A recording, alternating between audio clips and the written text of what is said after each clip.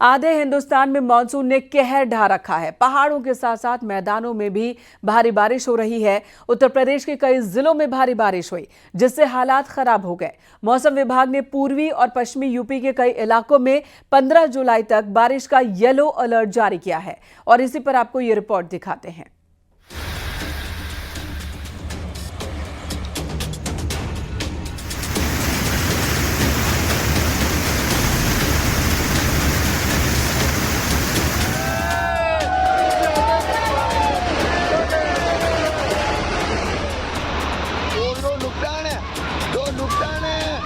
आसमानी आफत के चलते पहाड़ से लेकर मैदानी इलाकों तक तबाही देखने को मिल रही है।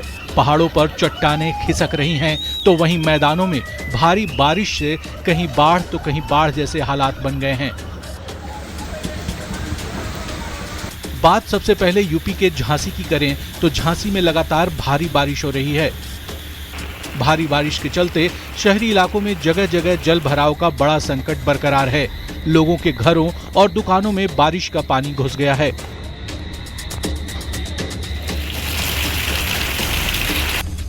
लगातार हो रही बारिश के बाद यूपी के बांदा में केन नदी खतरे के निशान को पार कर चुकी है, जिसकी वजह से नदी के आसपास पूरे इलाके में बाढ़ का खतरा मंडरा रहा है। अगले 24 घंटे में केन नदी का जल स्तर और बढ़ने का अनुमान है।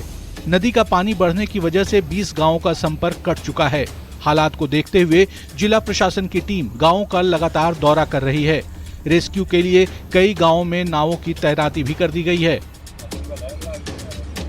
यूपी के हमीरपुर में भारी बारिश के बाद यमुना और बेतवा नदी उफान पर है। दोनों नदियों का जलस्तर लगातार बढ़ रहा है। वहीं डैम से भी करीब 1 लाख क्यूसेक पानी नदी में छोड़ा गया है।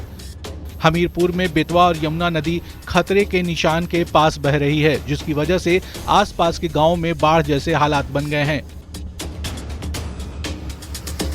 बुंदेलखंड में भी भारी बारिश के बाद अब ललितपुर के माता टीला और राजघाट बांध पूरी तरह से भर गए हैं,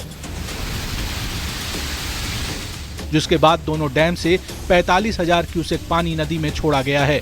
आने वाले दिनों में तकरीबन 6 लाख क्यूसेक से अधिक पानी छोड़े जाने का अनुमान है। हालात को देखते हुए प्रशासन ने लोगों को बेतवा नदी के किनारे नहीं जाने की सलाह दी है।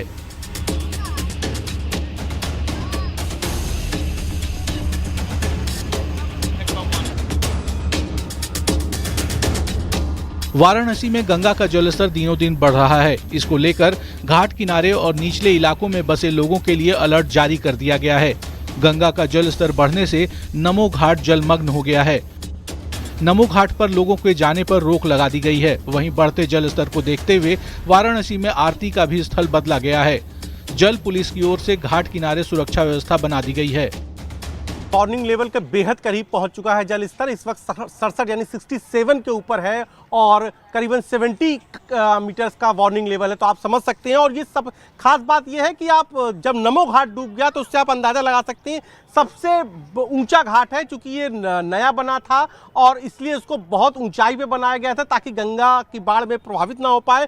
बावजूद इसके देखिए कि जिस आकृति के नीचे लोग खड़े होकर फोटो खिंचवाते थे, नमस्कार की जो आकृति पूरी देश और दुनिया में चर्चा में रहती थी, फोटो खिंचवाने के लिए, यहाँ पर रील्स बनवाने के लिए लोग आते थे, अब वो पूरी आकृति डूब चुकी है।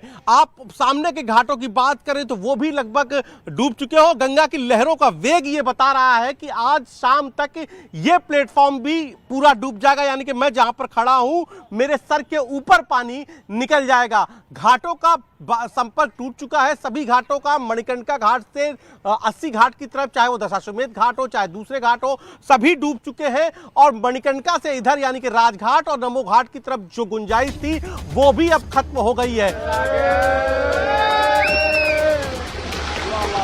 हिमाचल प्रदेश के मंडी में बारिश के बाद लैंडस्लाइड से भारी तबाही हुई है।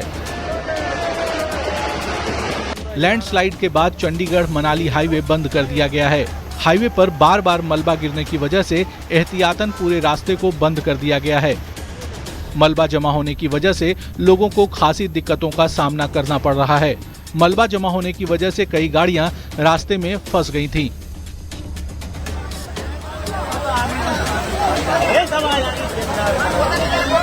लगातार हो रही बारिश की वजह से मैदान से लेकर पहाड़ तक तबाही मची हुई है। मैदानी इलाकों में बारिश के बाद आई बाढ़ से हालत खराब है। मध्य प्रदेश के श्योपुर में उफनते नाले को पार करते समय एक ट्रैक्टर बह गया। इस ट्रैक्टर पर 11 लोग सवार थे, जिनमें एक महिला की मौत हो गई और 3 लोग घायल हो गए।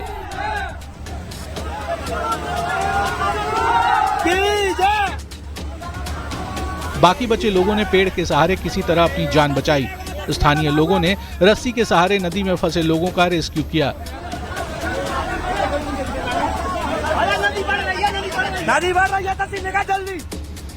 भारी बारिश के बाद राजस्थान के भरतपुर के बरेठा डैम में वाटर लेवल बढ़ गया है। डैम में बढ़ते जल स्तर को देखते हुए डैम के 3 दरवाजे खोल दिए गए हैं।